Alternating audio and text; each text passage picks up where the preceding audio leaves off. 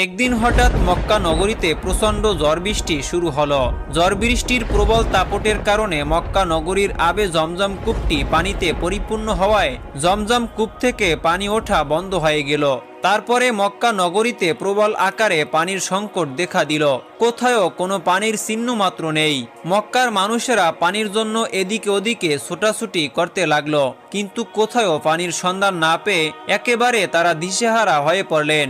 শিশু, যুবক, বৃদ্ধ সবাই পানির জন্য অসুস্থ হয়ে পড়লেন।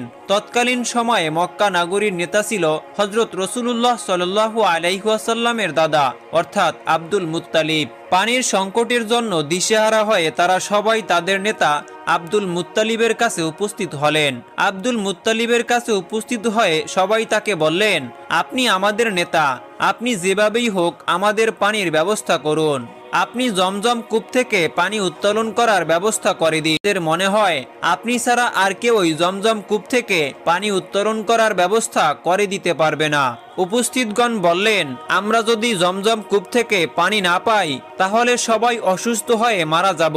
এই কথা শুনে আব্দুল মুত্তালিব ভীষণ চিন্তিত হয়ে পড়লেন। তিনি মনে মনে ভাবতে লাগলেন কিভাবে জমজম কূপ থেকে পানি উত্তোলন করা যায় এবং কিভাবে পানি উত্তোলন করার ব্যবস্থা করা যায়। কিন্তু তিনি কোনো চিন্তা করেই কুল কিনারা পেল না, কোনো আশার আলো দেখতে পেল না। তখন তিনি মহান আল্লাহ তাআলার দরবারে দুইখানা হাত উত্তোলন করে দোয়া করলেন এবং বিভিন্ন ধরনের মান্নত করলেন, কিন্তু কোনো দোয়া ও মান্নত আল্লাহর দরবারে কবুল হলো না। শেষ পর্যন্ত আব্দুল মুত্তালিব দিশেহারা হয়ে মহান আল্লাহ তাআলার দরবারে দোয়া করে বললেন, হে মহান রব্বুল আলামিন, আপনি জমজম কূপ থেকে পানি উত্তোলন করার ব্যবস্থা করে দিন। বিনিময়ে আমি আমার 10 সন্তানের মধ্য থেকে একটি সন্তানকে আমি আল্লাহর রাস্তায় কোরবানি করে দিব। আব্দুল মুত্তালিব যখন এই মান্নত করলেন তখন এই মান্নত কবুল হয়ে গেল।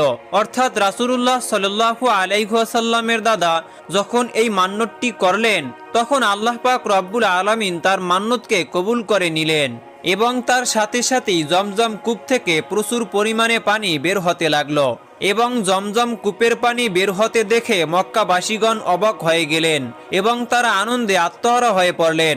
এরপর জমজম কূপের পানি বের হবার পরে সবাই সুখে শান্তিতে বসবাস শুরু করলো।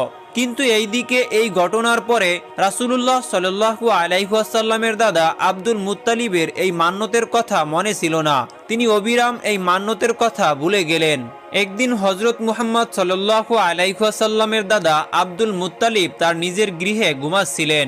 তিনি স্বপ্নে দেখলেন মহান আল্লাহ তাআলা আব্দুল মুত্তালিবকে বলছেন, হে আব্দুল মুত্তালিব, তুমি কি ভুলে গেলে তুমি কি মান্নত করেছিলে?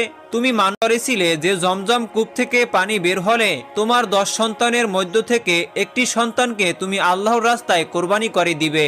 তুমি তোমার মান্নত পূরণ করো। তারপরেই স্বপ্ন দেখার পরে আব্দুল মুত্তালিব ঘুম থেকে জাগ্রত হলেন এবং উঠে বসে পড়লেন। তারপর তিনি চিন্তা করতে লাগলেন, সত্যি তো আমি মান্নত করেছিলাম যে জমজম কূপ থেকে পানি বের হলে আমি আমার 10 সন্তানের মধ্য থেকে একটি সন্তানকে আমি আল্লাহর রাস্তায় জবাই করে দিব, কিন্তু আমি আমার মান্নতের কথা বেমালুম ভুলেই গিয়েছি। আব্দুল মুত্তালিব তার এই স্বপ্নের কথা কারো সাথে প্রকাশ করলেন না। পরের দিন রাতের বেলা তিনি আবার যখন ঘুমাচ্ছিলেন আবারও স্বপ্নে দেখলেন মহান আল্লাহ পাক রব্বুল আলামিন তাকে বলছেন, হে আব্দুল মুত্তালিব, তুমি কি ভুলে গেলে তুমি কি মান্নত করেছিলে? অতএব তুমি তোমার মান্নত পূরণ করো। এবারও তিনি এই স্বপ্নের কথা কারো সাথে প্রকাশ করলেন না। পরের দিন আবারও যখন তিনি ঘুমাচ্ছিলেন তখনও আল্লাহ পাক রব্বুল আলামিন তাকে বললেন,